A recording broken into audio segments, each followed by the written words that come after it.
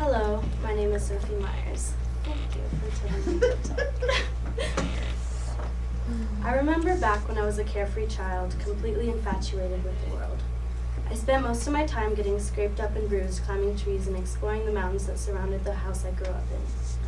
One memory sticks out to me especially. I remember the warmth of the sun illuminating the fine hairs on my arm as I giggled and ran through the sprinklers barefooted in my yard.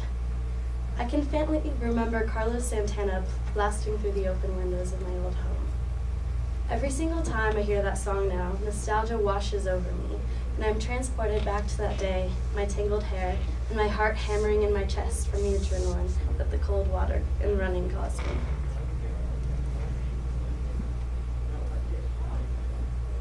Okay, sorry. Okay, just play it for like a little bit. The speaker thing. Just that cable that's sticking out from the speaker. Sorry, I unplugged.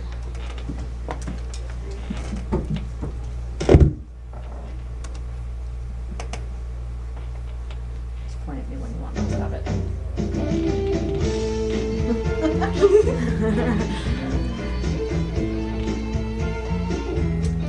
Alright, good.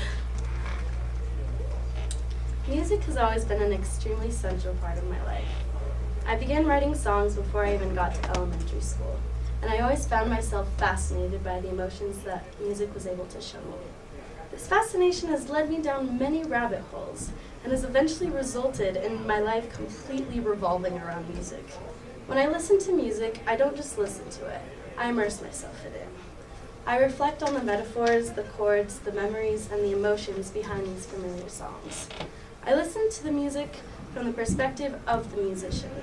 I feel what they feel, and I can almost relive the memories that caused them to write these songs. Music is so much more important to me than just something to ponder the aesthetic value of. Music is an archive of human culture, memory, emotion, and experience. I feel this deep sense of accountability to pursue this passion of mine, to explore boundaries of artistic human reflection, and to continually create for a purpose beyond materialistic ideals of beauty and success. This project started as a seed. I asked myself, what does music mean to me? Why is it important? I've had to think about this second question quite a bit, especially because most of my family are doctors and lawyers who don't seem too fond with my whole starving artist pipe dreams of using music to change the world.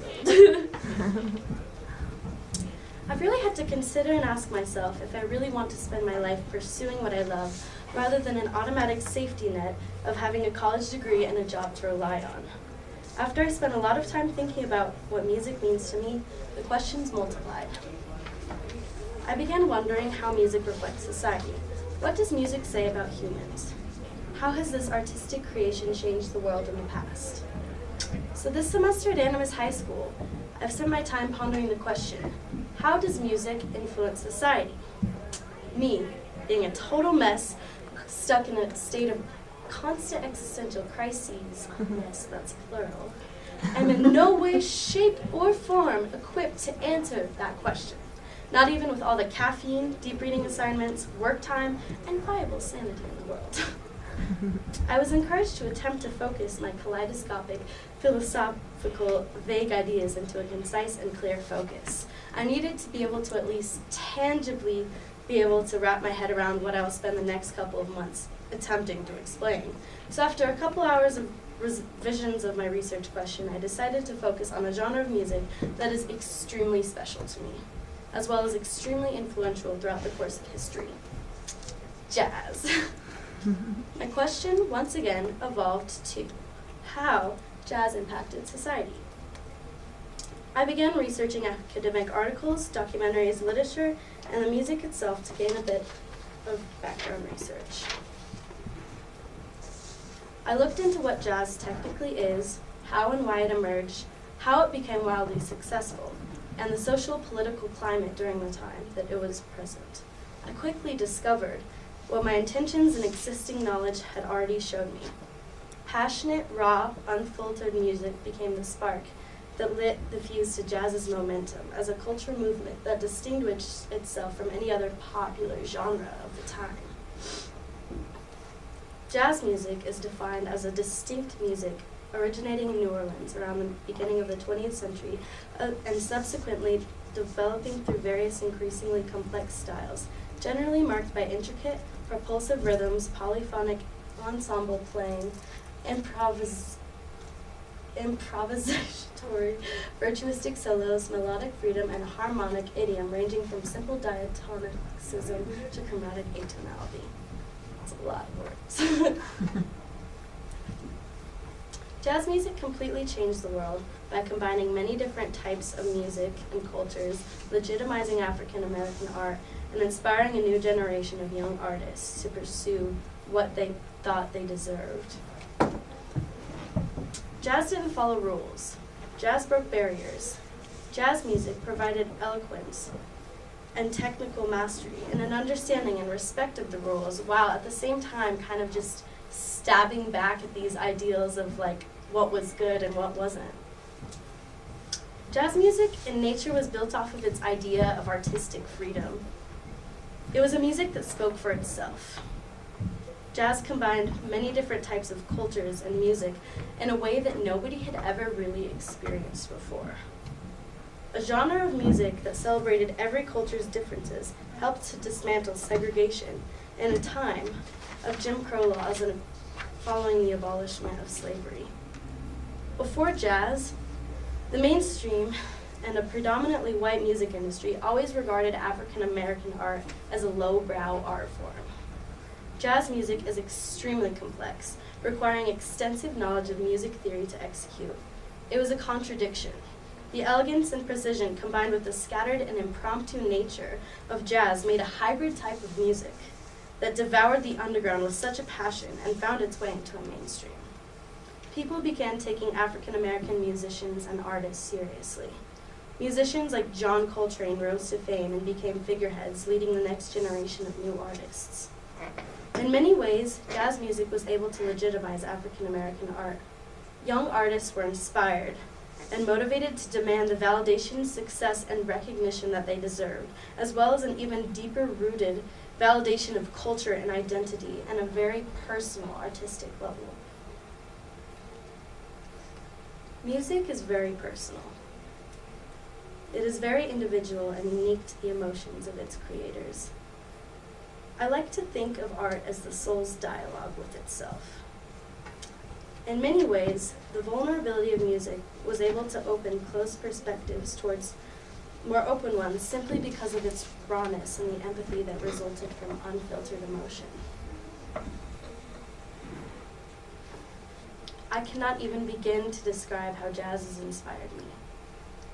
It is still mind-blowing to me that we can charge music with so much meaning, so much intention, and so much power, that it can affect, inspire, and relate to millions of people. I want to be able to use my experiences, my pains, and my traumas to connect with people. I want them to feel my experiences. I want to feel theirs. I want to understand. And I also want to be understood. Looking at music as a form of archiving history has been a beautiful way to help me figure out myself too. Recently, I've been listening to my own music and how it's evolved over the past couple of years. And it's almost unreal to me how I can listen to a song and be completely swept away to a beautiful or heartbreaking memory in the blink of an eye. I like to think of songs as little jars containing memories, emotions, hidden secrets, encapsulated and frozen in time forever. I invite you to reflect on what music you listen to. How does it make you feel? What sort of memories do you recall when you hear it? What do these words say about you? What do the emotions reflect about how you feel or how you think? How has music influenced your decisions, your relationships, and your everyday life? What if you had the power to keep a memory frozen in time forever? Thank you. Thanks, Em. All right, we're going to open it up to questions from the audience and our panel. I Yes, Ellis, feel free to ask questions. Questions, panel. Yeah, I want specific examples of how jazz did this. Like you make these statements that jazz, like, inspired artists and that jazz helped to sort of integrate African American artists into the mainstream. How did it do that? Like, who did that? Like, what are some specific examples of that? I guess a specific example that I didn't really elaborate on very much in my presentation would be John Coltrane, and I've looked into his history a lot, and like how he emerged was just basically him expressing, and he gained so much momentum by this elegance that he proved in his art, and he proved this beautiful like mastery of the music and the skill in this instrument that he played, and he started like gaining attention from more of a mainstream audience. And when younger people saw that, they were like kind of in awe at the fact that like they could be validated and celebrated in that way, and celebrated for the things that make them unique and the differences in their cultures. And what's your evidence that they became more integrated into mainstream society? Like, how do you know? Is it record sales? Is it like, yeah, what did you look at to know that? I guess that I don't know, it's even known in history as the jazz age. Mm-hmm. And so jazz became more of a symbol for like this whole generation, and it took over the mainstream. Like the evidence of it taking over the mainstream is in the record sales, in the articles and the publications, and like these musicians playing shows and like getting recognition.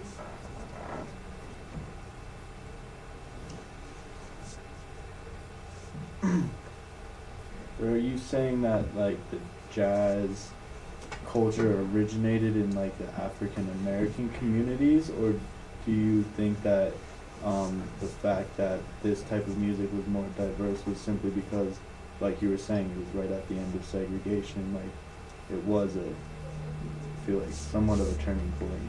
Yeah. I feel like jazz emerged from a combination of many different factors.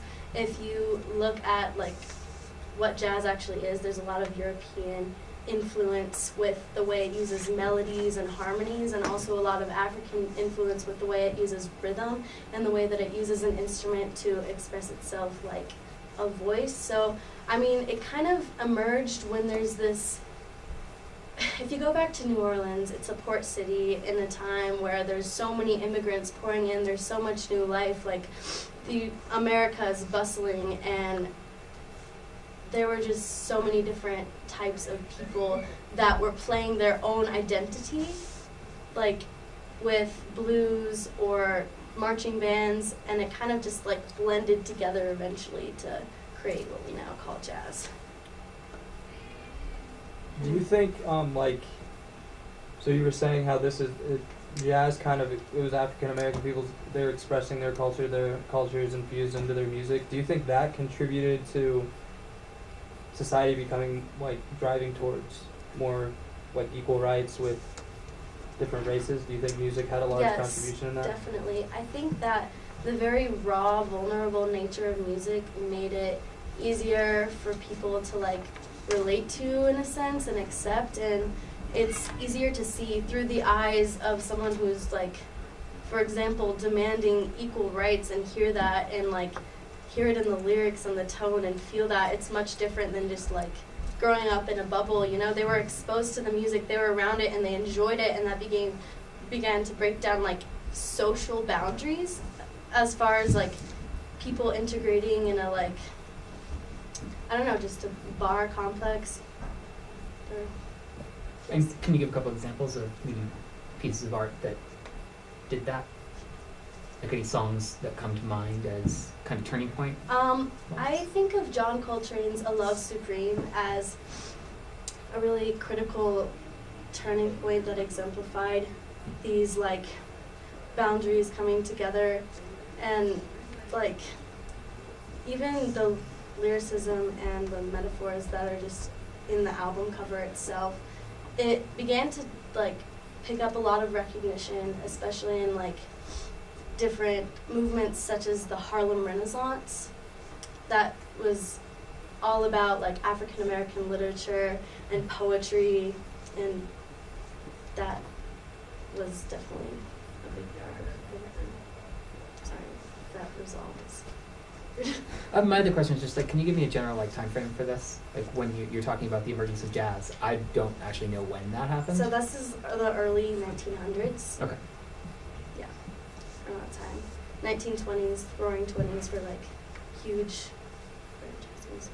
Okay. So you're looking at mostly like Yeah, maybe late 10, 18. late 1800s, early like Yeah. until the Depression. All right, thanks, Sophie. Step outside for a moment, please.